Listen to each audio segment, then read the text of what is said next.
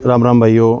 आज हम बात करेंगे जो पशुओं में भैंसों में मैस्टाइटिस या थनैला हो जाता है तो उसका ट्रीटमेंट कैसे करें। ये अपनी जोटी थी भाई, जो अपने वीडियो डाली थी जिस टाइम पे आई थी। इसके बुखार हो गया था, उसके 2-3 दिन के बाद इसके थनों में इन्फेक्शन हो गया था। तो कई भाई क्या करते हैं मैस्टाइटिस के लिए कि बिना दूध चेक कराए ही एंटीबायोटिक लगवाना शुरू कर देते हैं, जो कि गलत होता है। तो भाई अपन ने क्या किया था, जैसे ही अपने को लगा कि इसके थनों में दिक्कत है तो सबसे पहले तो ये जो मैजिक 3 आती है, ये इस तरह की कई और दवाइयाँ भी आती हैं, कई और पाउडर भी आते हैं, तो वो आप देना स्टार्ट कर सकते हैं ताकि जो ब्लीडिंग वगैरह है या जो छिलड़े वगैरह बन रहे हैं फाइब्रोसिस वगैरह के, वो ना बने आपके एनिमल के अंदर।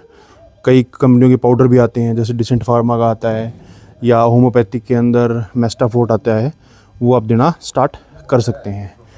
मैं टेस्ट की क्यों बात कर रहा था, जैसे अपने यहाँ हिसार HU नज़दीक पड़ती है, अपना जो वेटनरी हॉस्पिटल है वो नज़दीक पड़ता है।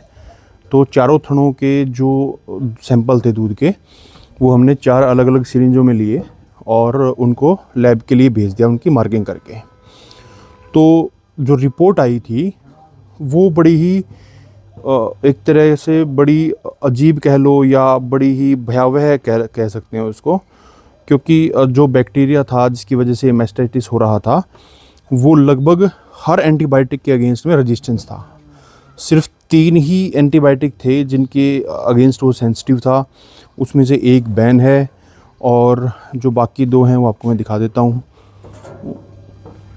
एक ये जो एमिकासिन है, एमिकासिन के अगेंस्ट वो सेंसिटिव था, और जो दूसरा एंटीबायोटिक है वो है जेंटामाइसिन, इसके अगेंस्ट में वो सेंसिटिव था। वो रिपोर्ट भी मैं डाल दूंगा वीडियो के अंदर, आप उसमें देख पाएंगे कि तो ये 2 इनका हम ट्रीटमेंट दे रहे हैं। साथ में स्पोर्टिव थेरेपी के लिए कि जो एक साइड की जो लोटी कट गई है तो वो रिकवर हो जाए, उसके लिए साथ में स्पोर्टिव थेरेपी के रूप में हम V5 के इंजेक्शन दे रहे हैं।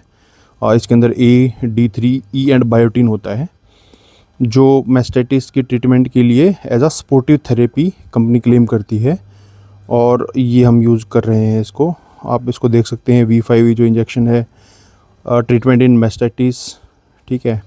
इनफर्टिलिटी के अंदर या स्किन में कोई दिक्कत है या वेट लॉस है, स्ट्रेस या इन्फेक्शन है, तो इसमें एज अ स्पोर्टिव थेरेपी ये काम करता है। ये इलाज नहीं है, एंटीबायोटिक के साथ में इलाज नहीं है, लेकिन ये सपोर्टिव थेरेपी की तरह काम करता है, तो हम ये यूज़ कर रहे हैं। जो मैं दूध टेस्ट कराने की बात कर रहा था कुछ सालों पहले तक, क्योंकि पशु हम बहुत टाइम से रख रहे हैं, जो रूटीन के जो एंटीबायोटिक थे वो लगाने से ही काम चल जाता था। लेकिन आजकल क्या है कि एंटीबायोटिक का ज़्यादा यूज़ होने की वजह से जो बैक्टीरियाज़ हैं, किसी भी चीज़ के बैक्टीरिया हैं, वो एक टाइप से रेजिस्टेंस डेवलपमेंट कर रहे हैं जो ट्रेडिशनल जो अपनी एंटीबायोटिक है उनके अगेंस्ट में। इसके साथ साथ जो आपको एक चीज़ का ध्यान रखना है, जिस एनिमल को आप एंटीबायोटिक लगा देते हैं तो उसका शेड्यूल ज़रूर फॉलो करना है उसका। कि जैसे एंटीबायोटिक के बाद में जनरली क्या रहता है, मिल्क विड्रॉल टाइम रहता है, तो वो मिल्क विड्रॉल टाइम आप ज़रूर रखें। जैसे milk and eggs 7 days, meat का तो अपना है नहीं, लेकिन 7 दिनों तक भाई वो दूध घर पे यूज़ ना करें, बच्चों को यूज़ ना करें।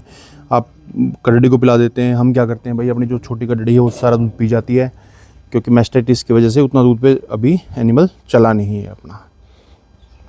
साथ में आपको एक चीज़ का जो ध्यान रखना है कि एनिमल स्ट्रेस के अंदर आ जाता है इस टाइम पे, और इस टाइम भूख के लिए या लीवर के लिए कुछ ज़रूर दें एनिमल को आप, जैसे हम लिवर टॉनिक दे रहे हैं।